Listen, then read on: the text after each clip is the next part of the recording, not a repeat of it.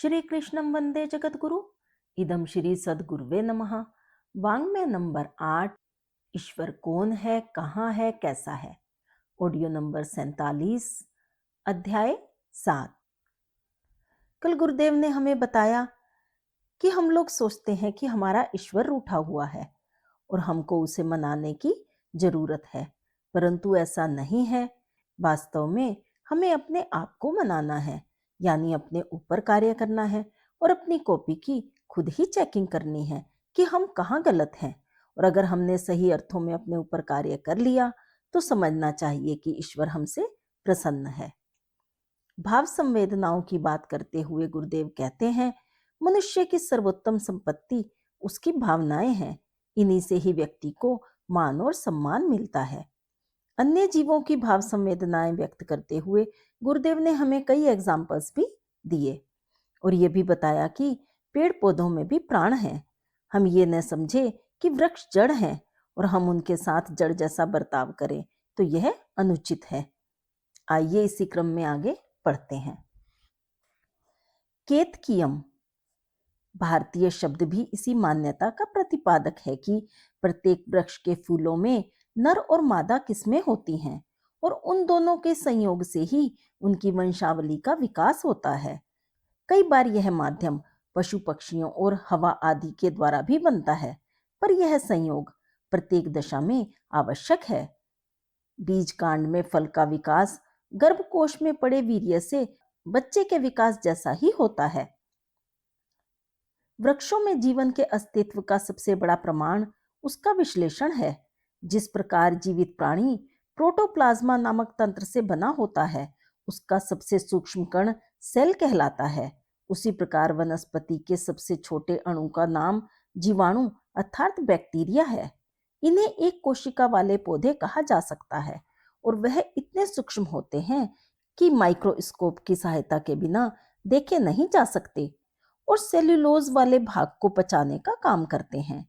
जीवाणु कोशिका की लंबाई 0.5 माइक्रोन तक होती है। यह 3 प्रकार के होते हैं, गोलाणु यानी कोकस, दंडाणु यानी वेसिलस और सर्पिलाणु अर्थात स्प्रेलिस। कोशिका जिस तरह प्रोटीन के आवरण में बंद होती है और उसके भीतर केंद्रक अर्थात न्यूक्लियस काम किया करता है, उसी प्रकार जीवाणु कोशिका एक लिसलिसी श्लेष्म परत अर्थात कैप्सूल में बंद यानी रेजिस्ट होती है। कोशिका भित्ति की सुरक्षा के लिए प्लाज्मा झिल्ली अर्थात प्लाज्मा मेम्ब्रेन बनी होती है, किंतु किन्हीं जीवाणु कोशिकाओं में केंद्रक नहीं भी होते हैं, तो भी उनमें केंद्रकीय पदार्थ अर्थात क्रोमेटीन अवश्य होता है। यह जीवाणु भी अलैंगिक रीति से स्वयं ही बढ़ने की क्षमता रखते हैं, जैसे कि प्रोटोप्लाज्मा केंद्रक। एक कोशिका से विभाजन प्रारंभ होता है तो 15 घंटे बाद उसी तरह की 1 अरब संतति कोशिकाएं अर्थात डॉटर सेल्स जन्म ले लेती हैं। 36 घंटे बाद इनकी तादाद इतनी हो जाती है कि उससे 100 ट्रक भरे जा सकते हैं। यह गति यदि निर्बाध चलती रहे तो 48 घंटे बाद एक कोशिका से बनी अन्य कोशिकाओं का भार पृथ्वी के भार से 4 गुना अधिक हो जाएगा, किंतु उसकी देह से निकले विषैले पदार्थ इस वृद्धि को रोक देते हैं और यह गति रुक जाती है। वस्तुतः यह बाढ़ मानव जाति के हित में ही है। जीवाणु सर्वत्र विद्यमान रहकर मनुष्य जाति की बड़ी सेवा करते हैं। 1% जीवाणु ही मनुष्य के लिए हानिकारक हैं, अन्यथा पौधों और जंतुओं के हानिकारक तत्वों और मृत अवशेषों का विघटन ये जीवाणु ही करते हैं। प्रतिवर्ष प्रति पौधा 200 अरब टन कार्बन डाइऑक्साइड गैस लेकर प्रकाश किरणों द्वारा उसे जैव पदार्थ में बदल लेता है। यह कार्बन जीवों द्वारा पैदा की जाती है। यदि जीवाणु यह क्रिया संपन्न न करे तो सारा वायुमंडल कार्बन डाइऑक्साइड से आच्छादित हो जाए और मनुष्य का धरती पर रहना कठिन हो जाए। जीवाणु की क्रिया और प्रोटोप्लाज्मा की कोशिका अर्थात सेल की क्रिया का तुलनात्मक अध्ययन करें तो दोनों में एक जैसी चेतना ही दिखाई देती है। जैसा कि ऊपर बताया जा चुका है, आकृति और कार्यप्रणाली में थोड़ा अंतर है। जो मनुष्य के हित में पूरक ही है। यदि यह पूरक क्रिया संपन्न न हो तो मनुष्य का जीवन खतरे में पड़ जाए। विश्व चेतना का यह अंश मनुष्य के उपयोग में आता है, पर उसका यह अर्थ नहीं लगा लेना चाहिए कि उनमें आत्मा नहीं है। यदि मनुष्य की प्रजनन प्रणाली, खाद्य प्रणाली, मल विसर्जन आदि की क्रियाएं और उसकी पारमाणविक रचना में वृक्ष वनस्पतियों की क्रिया प्रणाली में साम्य पाया जाता है, तो उसे विश्वव्यापी चेतना का स्वरूप ही मानना चाहिए। यदि विज्ञान की इन उपलब्धियों से भी मनुष्य यह मानने को तैयार नहीं होता, तो उसे हठधर्मी ही कहा जाएगा। वृक्ष दिखते और समझे भर जड़ जाते हैं, वस्तुतः वे चेतन हैं। शास्त्रकार का कथन है, तात आकाश, वायु, अग्नि, जल, पृथ्वी, नक्षत्र, जीव जंतु, दिशाएं, वृक्ष, नदियां, समुद्र तथा और जो भी कुछ भूत जात है वह सब परमात्मा का ही शरीर है। अतएव सबको अनन्य भाव से प्रणाम करें।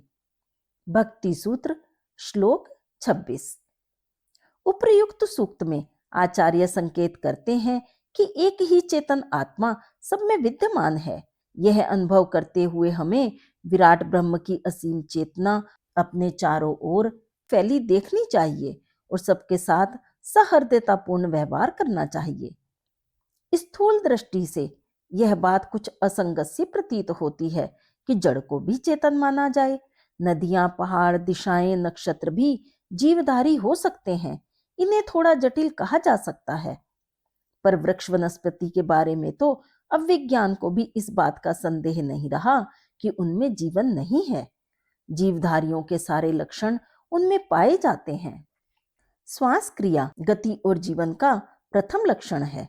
कुछ समय पूर्व तक इस संबंध में विज्ञान जगत पूर्ण अंधकार में था, किंतु जब उन्होंने पौधों के शरीर में जीवन स्पंदन की पुष्टि की तो इस दिशा में वैज्ञानिक तेजी से आकृष्ट हुए और नए नए आविष्कार अनुसंधान हुए, जिन्होंने पुष्ट किया कि सचमुच अंतश्चेतना का विश्लेषण करके देखा जाए तो शक नहीं कि वृक्ष वनस्पति में भी मानवीय चेतना का अस्तित्व स्पष्ट देखा जा सकता है। अगर यह लिखा जाए कि वृक्षों में श्वास प्रश्वास क्रिया अन्य जीव जंतुओं की अपेक्षा कहीं अधिक सुंदर और शक्तिदायक है, तो उसे आश्चर्यजनक नहीं माना जाना चाहिए। स्थूल दृष्टि से पौधों में नाक नहीं होती, फेफड़े भी नहीं होते, पर सूक्ष्मदर्शी अर्थात माइक्रोस्कोप से देखें तो पौधे के पत्ते पत्ते में श्वास छिद्र देखे जा सकते हैं।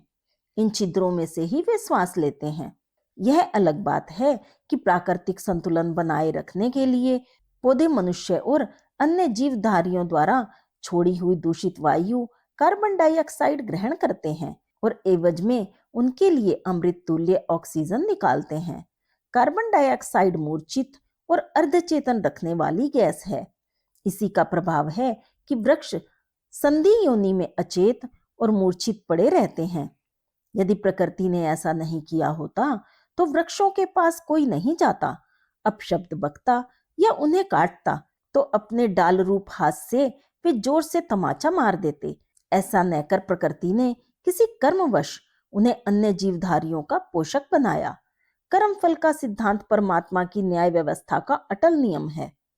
वृक्ष वनस्पतियों के रूप में विद्यमान जीवात्माएं संभवतः उसी व्यवस्था के अंतर्गत अपने किन्हीं कर्मों के कारण एक ही स्थान पर स्थित रहने, हिलने डुलने की क्षमता से वंचित कर दी गई हो। यहाँ पर गुरुदेव कर्मफल के बारे में कितना ही सुंदर एक्सप्लेनेशन हमें दे रहे हैं कि वृक्ष अगर स्थिर हैं तो यह उनका कोई कर्म ही होगा जिसके कारण उन्हें स्थिर रहना पड़ रहा है। मनुष्यों में भी इस प्रकार की कई कोटियां देखने में आती हैं। कई मनुष्य क्रोधी और क्रूर स्वभाव के देखे जाते हैं, तो कईयों में संतों के गुण और विशेषताएं देखी जाती हैं। वृक्षों में भी ये गुण विद्यमान होते हैं। इन गुणों की विद्यमानता देखकर पता चलता है कि वे भी कर्म बंधनों से बंधे जीव हैं।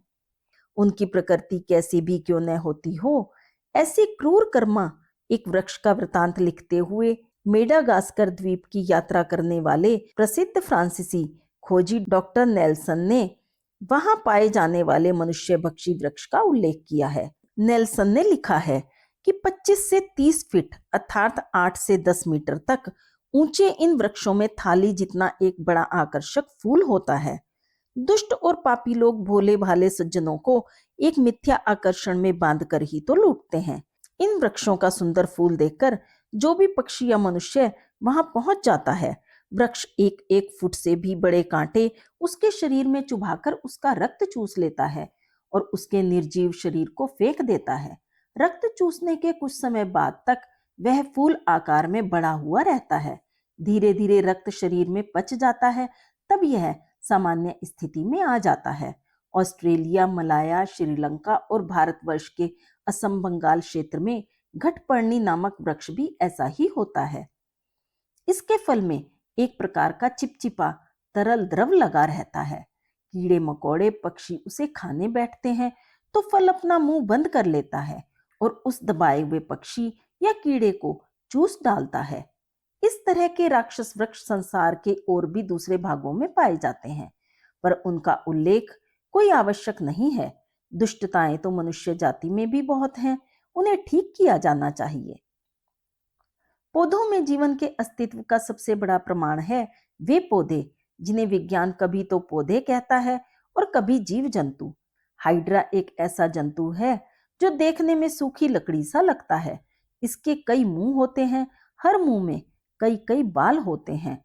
यह अपना आकार घटा बढ़ा भी लेता है। मुंह के यह बाल ही इसके लिए हाथ और पैरों का काम दे जाते हैं। शरीर से वृक्ष किंतु प्रकृति और स्वभाव से जंतु कहे जाने वाले इन पौधों में वेस्ट इंडीज, फ्लोरिडा और कैलिफोर्निया में पाया जाने वाला पौधा कैरोपहालिया, एस्पेरिया, ऑप्सिस, पत्थरों में रहने वाला एल्कोनियम तथा बैरियर रीफ में पाए जाने वाले एक्टिनेरिया उल्लेखनीय हैं। इनकी आकृति किसी भी गुलाब के फूल जैसी होती है और किसी की सुंदर झाड़ फानूस सी। ऊपर से नितांत पौधे दिखने वाले ये जीव यदि स्वभाव से भिन्न नहीं होते तो उन्हें वृक्ष योनि से अलग रखना कठिन हो जाता। समुद्र में पाया जाने वाला एक कोशीय जीव डायटन किस श्रेणी में रखा जाए, यह अभी भी वैज्ञानिकों के विवाद का विषय बना हुआ है। यह अमीबा की तरह भोजन भी ग्रहण कर सकता है और वृक्षों की तरह प्रकाश संश्लेषण द्वारा अपनी जीवन शक्ति का भी विकास करता है, इसीलिए उसे उभयनिष्ठ माना गया है। भारतीय तत्वदर्शियों ने इस सारे गूढ़ ज्ञान के आधार पर वृक्षों को संधि योनि कहा तो इसमें कोई अतियुक्ति नहीं। हमें उनके सिद्धांत को समझना चाहिए। अथर्ववेद में कहा गया है, यह आत्मा जो कल्याण करने वाली है, अविनाशी तत्व है, मृत्य प्राणी के घर शरीर में रहता है। जिसे आत्म तत्व का बोध हो जाता है वह सुख प्राप्त करता है। जो उसे प्राप्त करने का पुरुषार्थ करता है वही सब प्रकार से आदरणीय और सम्मानास्पद होता है। प्रकृतियों ने जीवधारियों को कर्मवश संधि योनि में जन्म और जीवन दिया है, इसमें कोई संदेह नहीं है, लेकिन इसका यह अर्थ नहीं समझना चाहिए कि वे इस कारण सम्मान और सद्व्यवहार के पात्र नहीं हैं। जीव जंतु कर्मवश इस योनि को प्राप्त हुए हैं, लेकिन मनुष्यों तथा जीवधारियों पर उनके अनंत उपकार हैं। उनके प्रति श्रद्धा और कृतज्ञता न रखी जाए, यह मनुष्य के लिए शोभाजनक नहीं है। इससे मानवीय बुद्धि का पतन ही होता है।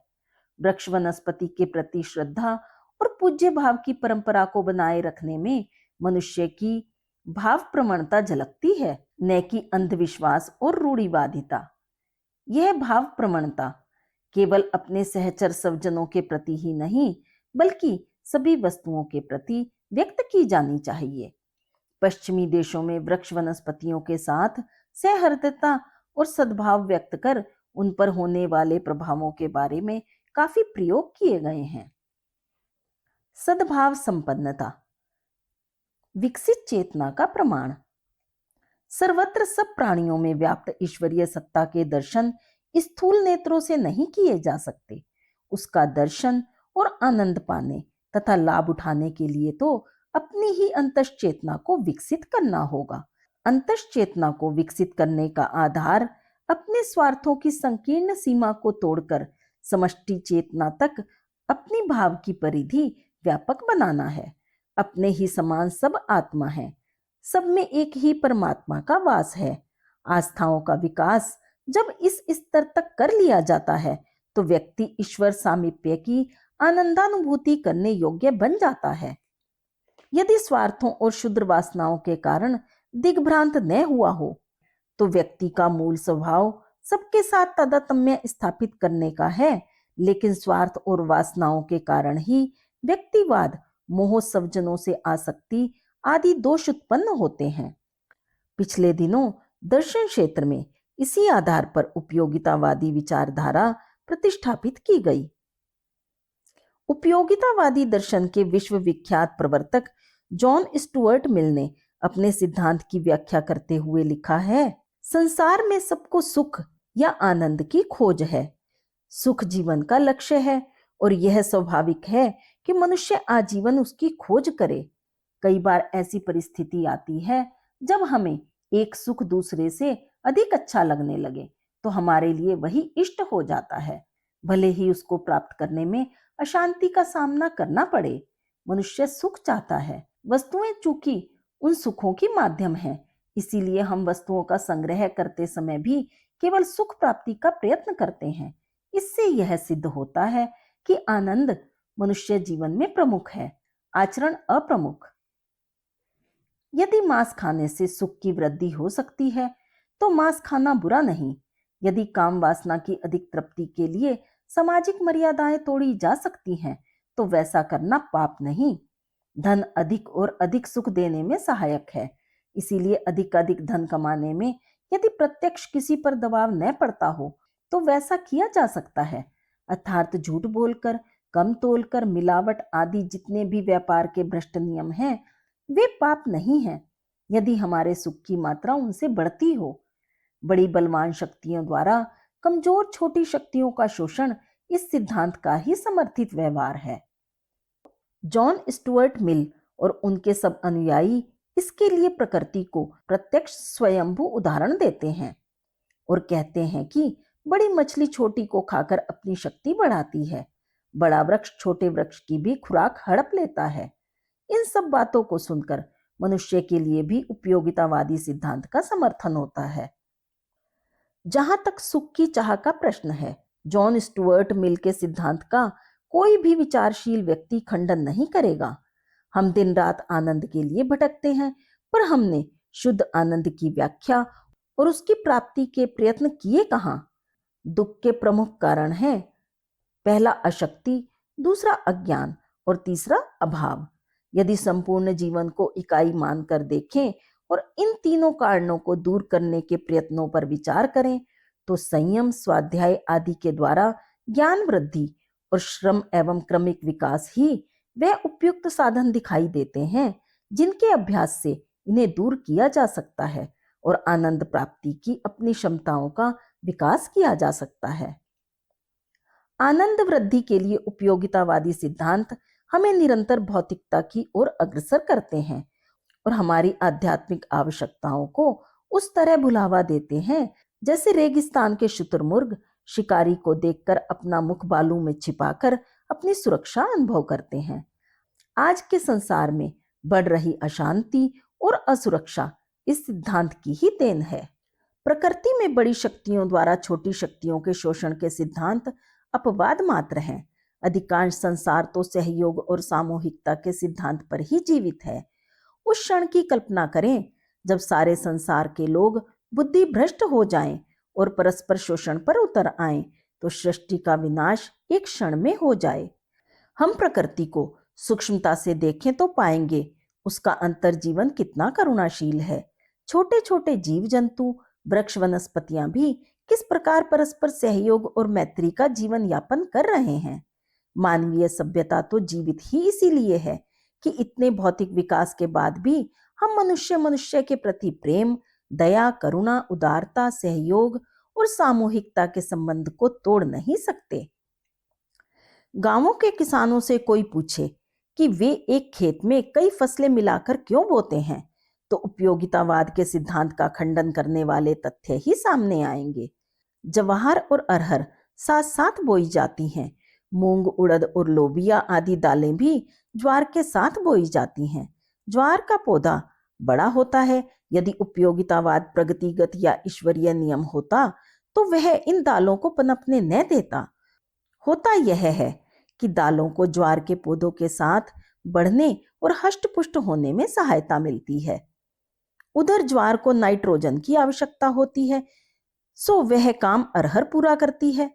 वह वायुमंडल से नाइट्रोजन खींचकर कुछ अपने लिए रख लेती है, शेष ज्वार को दे देती है, जिससे वह भी बढ़ती और अच्छा दाना पैदा करने की शक्ति ग्रहण करती रहती है।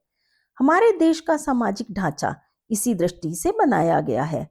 वर्ग बटे थे, लोहार अपना काम करता था, बढ़ई अपना, नाई, तेली, मोची आदि सब अपना अपना काम करते थे और अपने जीवन यापन के साधनों को परस्पर विनिमय के द्वारा बांट लेते थे।